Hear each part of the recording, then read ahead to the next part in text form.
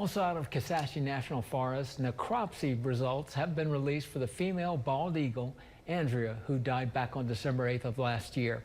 The results came in from the University of Georgia's College of Veterinary Medicine, which said that Andrea had a blunt trauma, most likely when she fell to her death 105 feet from her nest. The report also mentioned exposure to rat poison and internal hemorrhaging. Must have eaten a rodent. Could have been a rat that someone poisoned in the community around there, because on Kincaid Lake there are a lot of homes and people use rodenticides. There's like 130 different types of rodenticides out there that are legally, that you can use, these products you can use to control rodents. And most likely she must have eaten something somewhere, but it was just trace amounts. So it was so small they couldn't even quantify it.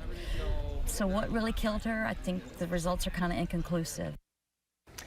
You can read the full necropsy report on our website, KLB.com.